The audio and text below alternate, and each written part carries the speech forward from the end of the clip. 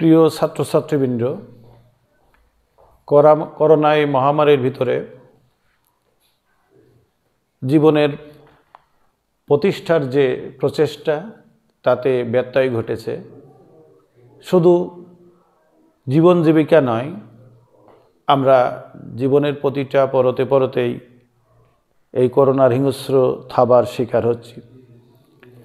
যেখানে তোমাদের শ্রেণীকক্ষে পাঠদানের কথা সেটা আমরা গ্রহণ করতে পারছি না, তোমাদের বা আমাদের প্রত্যেকেরই জীবনের কথা চিন্তা করে। কিন্তু জীবন থেমে থাকে না, জীবন প্রবহমান নদীর মতো। সুতরাং তোমাদের জীবনের থেকে যে সময়টি ঝরে পড়ছে, সেই ঝরে পড়ার সময়টুকুকে কাজে লাগানোর জন্য কলেজ কর্তৃপক্ষ এবং সরকার যে উদ্যোগ গ্রহণ করেছে তার প্রেক্ষিতে আমরা অনলাইনে যে ক্লাসগুলো নিচ্ছি, আমি আশা করি তোমরা এগুলো দেখবে, শুনবে এবং উপলব্ধি করবে যে এর ভিতর থেকে কিভাবে তোমাদের সিলেবাসগুলিকে এগিয়ে নেওয়া যায়। আমি প্রথম বর্ষের বাংলা দ্বিতীয় পত্র বিষয়ে বাংলা শব্দের উৎপত্তি নিয়ে আজকে আমি কথা বলবো। তার পূর্বে আমরা একটু কথা বলতে চাই ব্যাকরণ বিষয়ে। মূলত আমরা ব্যাকরণ পড়ব, কিন্তু ব্যাকরণ কাকে বলবো এটা জানবো না, এটা হয় না। সুতরাং একটু সম্যক ধারণা স্বল্প পরিসরে আমি দিতে চাই। ব্যাকরণ শব্দটির অর্থ কি? বিশ্লেষণ। তাহলে ব্যাকরণকে আমরা যদি বিশ্লেষণ করে ভাঙি তাহলে কি পাই? ব্যাকরণ সমান সমান বি উপসর্গ যোগ ক্রি বা কন ধাতু যোগ অন প্রত্যয়। এই ব্যাকরণ শব্দটির অর্থ হচ্ছে সমান সমান ব্যাকরণ অর্থ সমান সমান বিশ্লেষণ। অর্থাৎ যে বিদ্যার দ্বারা কোনো ভাষাকে বিশ্লেষণ করিয়া তার স্বরূপটি আলোচিত হয় এবং তার দ্বারা ওই ভাষার পঠনে পাঠনে লিখনে ও কথোপকথনের শুদ্ধরূপে প্রয়োগ করা যায় তাকে ওই ভাষার ব্যাকরণ বলে। অর্থাৎ আমরা যদি একটু উদাহরণে যাই, আমরা যদি একটি যৌগ লিখি H2SO4, এইটাকে আমরা বিশ্লেষণ কিভাবে করতে পারি? H2 যোগ O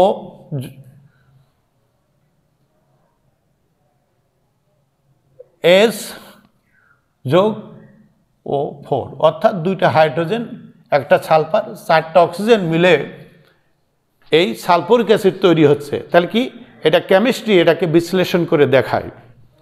তদ্রূপ বাংলা ব্যাকরণে ভাষাকে বিশ্লেষণ করে করে তার কিভাবে উৎপত্তি, ক্রমবিকাশ এবং আজকের অবস্থা এটা আমাদের বুঝিয়ে দেয়। সুতরাং আমরা এটা বুঝতে পারলাম যে যে নিয়মে বা যে সূত্রের দ্বারা ভাষাকে বিশ্লেষণ করে তার স্বরূপটা জানা যায়, আর সেইটা প্রয়োগ করে আমরা কি করতে পারি? লিখনে, পঠনে পাঠনে, কথোপকথনে শুদ্ধরূপে প্রয়োগ করতে পারি। তখন তাকে আমরা বলি বাংলা ব্যাকরণ, বা বাংলা বিষয় হলে তাহলে বাংলা ব্যাকরণ।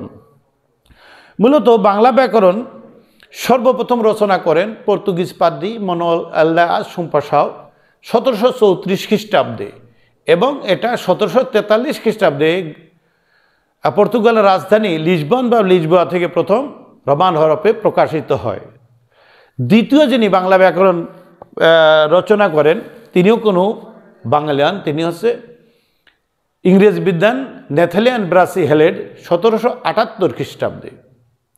আর বাঙালিদের মধ্যে যিনি সর্বপ্রথম বাংলা ব্যাকরণ রচনা করেন তিনি হচ্ছেন রাজা রামমোহন রায় 1826 খ্রিস্টাব্দে। আর ব্যাকরণের আলোচ্য বিষয় হচ্ছে 4টি: ধ্বনিতত্ত্ব, রূপতত্ত্ব, বাক্যতত্ত্ব ও সাম্প্রতিককালে ছন্দ অলঙ্কার ব্যাকরণে আলোচিত হয়ে থাকে। তা আমরা আলোচনা করব যে এটা আলোচনা করতে গেলে বৃহত্তর পরিভাষায় অনেক কথা বলা লাগে, কিন্তু আমরা যেহেতু সময় সংক্ষিপ্ততা, তোমাদের পরীক্ষার জন্য তৈরি করতে হবে, কাজেই আমরা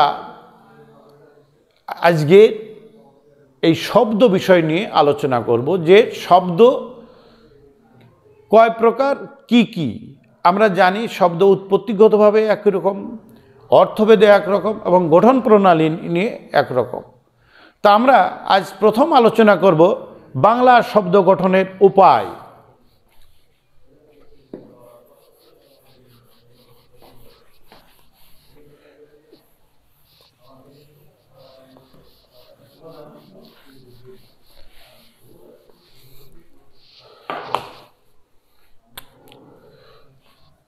উৎপত্তি অনুসারে বাংলা শব্দ কত প্রকার ও কি কি, অর্থাৎ বাংলা শব্দ উৎপত্তি অনুসারে কত প্রকার। আমরা জানি উৎপত্তি বা উৎস অনুসারে বাংলা শব্দকে 5 ভাগে ভাগ করা যায়। আমরা জানি উৎস বা উৎপত্তি অনুসারে বাংলা শব্দকে 5 ভাগে ভাগ করা যায়, যথা তৎসম শব্দ, অর্ধতৎসম শব্দ, তদ্ভব শব্দ, দেশি শব্দ ও বিদেশি শব্দ। তাহলে আমরা আবার এটার পুনরাবৃত্তি করছি যে উৎস বা উৎপত্তি অনুসারে বাংলা শব্দকে 5 ভাগে ভাগ করা যায়, যথা তৎসম শব্দ, অর্ধতৎসম শব্দ, তদ্ভব শব্দ, দেশি শব্দ ও বিদেশি শব্দ। তাহলে আমরা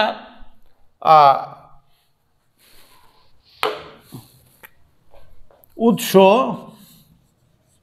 বা উৎপত্তি অনুসারে বাংলা শব্দকে 5 ভাগে ভাগ করা যায়, যথা 1 তৎসম শব্দ, 2 অর্ধতৎসম শব্দ,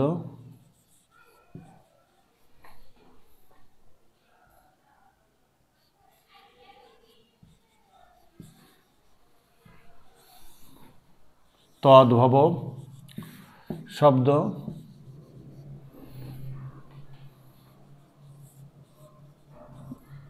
দেশি শব্দ ও 5 বিদেশি শব্দ।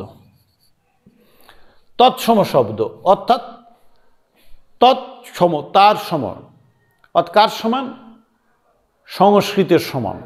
অর্থাৎ যে সকল সংস্কৃত শব্দ কোনরূপ বিকৃত না হয়ে অবিকল বাংলা ভাষায় বাংলার মতো ব্যবহৃত হচ্ছে তাকে তৎসম শব্দ বলে। আবার শুনে নাও, যে সকল সংস্কৃত শব্দ কোনরূপ বিকৃত না হয়ে বা কোনো পরিবর্তিত না হয়ে অবিকল বাংলার মতো বাংলা ভাষায় ব্যবহৃত হচ্ছে সেই শব্দগুলোকে বলা হয় তৎসম শব্দ। যেমন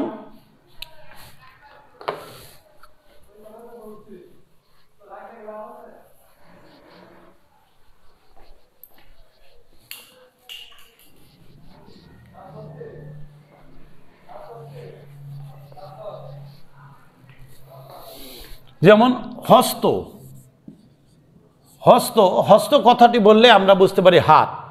এটা কেউ মনে করে না এটা সংস্কৃত শব্দ, এটা ঠিক অবিকল কোনো রূপ বিকৃত না হয়ে বাংলা ভাষায় বাংলার মতো ব্যবহৃত হচ্ছে। আচ্ছা, অর্ধ তৎসম, অর্ধেক তার মতো। অর্ধেক মানে যে সকল সংস্কৃত শব্দ কিঞ্চিত বিকৃত হয়ে বাংলা ভাষায় ব্যবহৃত হচ্ছে সেই শব্দগুলোকে বলা হয় অর্ধ তৎসম, অর্থাৎ অর্ধেক তার মতো। হস্ত থেকে হত্থ, হ্যাঁ, তারপরে নাসিকা থেকে নক্ক। হ্যাঁ, তাহলে আমরা কি যে সমস্ত সংস্কৃত শব্দ কিঞ্চিত বিকৃত প্রাপ্ত হয়ে বাংলা ভাষায় ব্যবহৃত হচ্ছে সেই শব্দগুলোকে বলি আমরা অর্ধ তৎসম শব্দ, অর্থাৎ অর্ধেক তার মতো। অর্থাৎ হস্ত বিকৃত হইল হত্থ, নাসিকা বিকৃত হইল নক্ক। এবার তদ্ভব, তদ্ভব শব্দটির অর্থ কি? তার মতো, তার হইতে উৎপত্তি। কার হইতে উৎপত্তি? সংস্কৃত শব্দ থেকে উৎপত্তি। অর্থাৎ যে সকল শব্দের মূল, যে সকল শব্দের মূল সংস্কৃত কিন্তু কালক্রমে লোকমুখে বিকৃত প্রাপ্ত হয়ে প্রাকৃত ভাষার মধ্য দিয়ে বাংলা ভাষায় আসছে সেই শব্দগুলোকে বলা হয় তদ্ভব, অর্থাৎ তার হইতে উৎপত্তি। অর্ধে তার হইতে উৎপত্তি। তাহলে আমরা কি বলেছি যে যে সকল শব্দের মূল সংস্কৃত কিন্তু কালক্রমে লোকমুখে বিকৃত প্রাপ্ত হয়ে প্রাকৃত ভাষার মধ্য দিয়ে বাংলা ভাষায় আসছে সেই শব্দগুলোকে আমরা বলি তোমার তদ্ভব শব্দ। যেমন হস্ত বিকৃত অর্ধ তৎসম কি? অর্ধ তৎসম হচ্ছে হস্ত, এইটা এই মধ্যে দিয়ে আসলো নাক, হ্যাঁ, অর্থাৎ নাক তদ্ভব শব্দ। অর্থাৎ এই হস্ত থেকেই এই নাক, সরি, হস্ত থেকে হাত শব্দটি আসছে। সরি, আমি যে হস্ত, হস্ত বিকৃত হলো হাত, হস্ত, আর সেইটা বিকৃত থেকে আসলো হাত। এই হাত হচ্ছে তদ্ভব শব্দ। নাসিকা, নাসিকা বিকৃত হয়েছে অর্ধ তৎসমে কি? নক্ক। আর এই নাক পরিবর্তন হয়েছে প্রতিবাদ নাক। এই নাকটি হচ্ছে তদ্ভব শব্দ। এবার আমরা যদি বলি দেশি শব্দ, দেশি শব্দ বলতে আমরা কি বুঝি? আর্যগণের আগমনের পূর্বে এই দেশের মানুষের মুখের ভাষা যেটা বাংলা ভাষায় প্রবেশ করেছে সেই শব্দগুলোকে বলে আমরা দেশি শব্দ। যেমন চাউল, ঢেকি, তুলা, তেঁতুল ইত্যাদি দেশি শব্দ যে আর্যগমনের আগমনের পূর্বে এই দেশীয় মানুষের মুখের যে ভাষা বাংলা ভাষায় প্রবেশ করেছে সেই শব্দগুলোকে আমরা বলি দেশি শব্দ। যেমন চাউল, তেঁতুল, ঢেকি ইত্যাদি।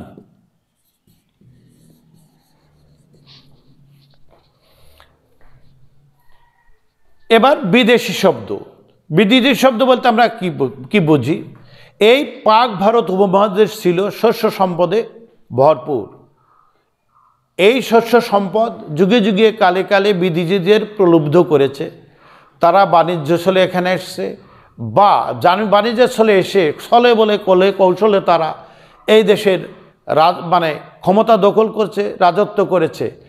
এই সময়ে তাদের মুখের ভাষা বাংলা ভাষায় প্রবেশ করেছে, সেই শব্দগুলোকে বলা হয় বিদেশি শব্দ। যেমন ইংরেজি, ফার্সি, উর্দু মানে ইত্যাদি। অর্থাৎ বিদেশিরা এদেশে এসে তাদের শাসন, শোষণ, ব্যবসা বাণিজ্য ইত্যাদি চলে এই দেশীয় মানুষের মধ্যে তাদের যে মুখের ভাষা বাংলা ভাষার মধ্যে প্রবেশ করেছে সেই শব্দগুলোকে বলা হচ্ছে বিদেশি শব্দ। যেমন ইংরেজি শব্দ, ফার্সি শব্দ, উর্দু শব্দ, আরবি শব্দ, হিন্দি শব্দ ইত্যাদি।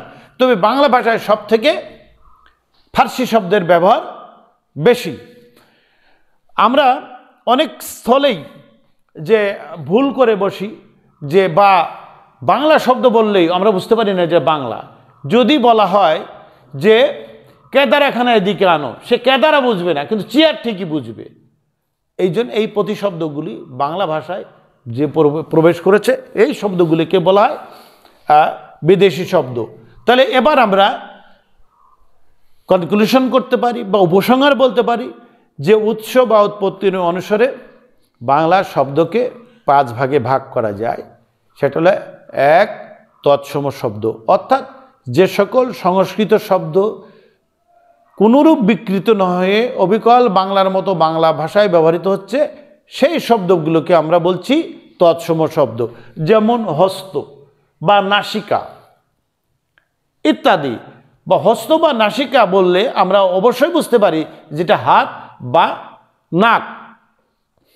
অর্ধ তৎসম অর্থাৎ অর্ধেক তার মতো।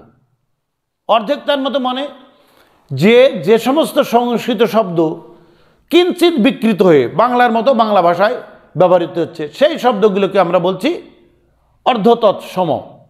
যেমন এই যে হস্তটা বিকৃত হয়েছে হত্ত, কিন্তু হত্ত বললে আমরা বুঝতে পারি যেটা হাতেরই একটা রূপ। আবার নাসিকা বিকৃত হয়েছে নক্ক, অর্থাৎ নাকের একটা রূপ। এবার হলো তদ্ভব। তদ্ভব শব্দটির অর্থ কি? যে তার হইতে উৎপত্তি, অর্থাৎ যে সকল শব্দের মূল হচ্ছে সংস্কৃত, কিন্তু কালক্রমে লোকমুখে বিকৃতপ্রাপ্ত হয়ে প্রাকৃত ভাষার মধ্যে দিয়ে বাংলা ভাষা এসছে, সেই শব্দগুলোকে বলা হচ্ছে তদ্ভব শব্দ।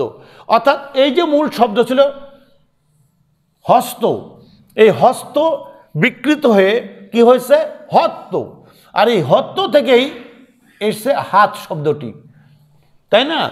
আবার এই যে নাসিকা, এর থেকে কিঞ্চিত বিকৃত হয়েছে নক্ক, আর তার থেকে পরিবর্তিত হয়েছে নাক। তাহলে আমরা কি বলেছি যে যার মূল সংস্কৃত কিন্তু কালক্রমে লোকমুখে বিকৃত প্রাপ্ত হয়ে প্রাকৃত ভাষার মধ্যে বাংলা ভাষা আসছে, তাহলে এই নাক বা এই হাত এটা হচ্ছে তদ্ভব শব্দ, অর্থাৎ ওই মূল সংস্কৃত শব্দ থেকেই এর শব্দটি এসছে। এবার হলো দেশি শব্দ। এই দেশি শব্দগুলো কি? আমি পূর্বান্নেই বলেছি যে আর্যগণের আগমনের পূর্বে এই দেশীয় লোকের যে মুখের ভাষা, যে ভাষাগুলো বাংলা ভাষায় প্রবেশ করেছে, সেই ভাষাগুলোকে বলা হয় অর্ধ তৎসম, দেশি শব্দ। যেমন চাউল, তেঁতুল, ঢেকি ইত্যাদি, এই শব্দগুলো এই দেশীয় মানুষের মুখের ভাষা, যেটা এই বাংলা ভাষায় এসছে। তারপরে এলো বিদেশি ভাষা। বিদেশি বলতে আমরা কি বুঝি? এই দেশীয় ভাষা ছাড়া যে ভাষাগুলো এসছে। আমরা জানি যে পাক ভারত উপমহাদেশ শস্য সম্পদে ভরপুর ছিল। এই শস্য সম্পদের লোভে যুগে যুগে বিভিন্ন দেশে বিভিন্ন জাতি এই দেশে এসছে বাণিজ্য করতে, এবং তারা এসে রাজ্য ক্ষমতা দখল করেছে, দেশের শাসন শোষণ করেছে, এবং তাদের মুখের ভাষা বাংলা ভাষায় প্রবেশ করেছে। সেই শব্দগুলোকে আমরা বলি বিদেশি শব্দ। যেমন চাউল, তেঁতুল, ইংরেজি শব্দ, হিন্দি শব্দ, আরবি শব্দ, ফার্সি শব্দ, ওলন্দাজ, পর্তুগিজ ইত্যাদি। বাংলা ভাষায় সব থেকে ফার্সি শব্দের প্রয়োগ আমরা দেখতে পাই। তাই মানে এই সবটা যখন তোমরা এটা পরীক্ষার খাতায় লিখবে, তখন প্রতিটার ব্যাখ্যা দিয়ে উৎপত্তি লিখে সেখানে 1টি থেকে 2টি উদাহরণ দিবে, বেশি উদাহরণ দেওয়ার প্রয়োজন নাই। আগামী ক্লাসে আমরা তোমাদের অর্থভেদে শব্দ কত প্রকার, কি কি, সেটা নিয়ে আলোচনা করব। তবু একটু বলে দিই যে অর্থভেদে বাংলা শব্দকে 3 ভাগে ভাগ করা যায়, যথা যৌগিক শব্দ, যোগরূঢ় শব্দ, রূঢ় বা রূঢ়ি শব্দ, আর হচ্ছে যোগরূঢ় শব্দ। আবার বলি, অর্থভেদে বাংলা শব্দকে 3 ভাগে ভাগ করা যায়, যথা যৌগিক শব্দ, রূঢ় বা রূঢ়ি শব্দ, আর যোগরূঢ় শব্দ। ধন্যবাদ সকলকে।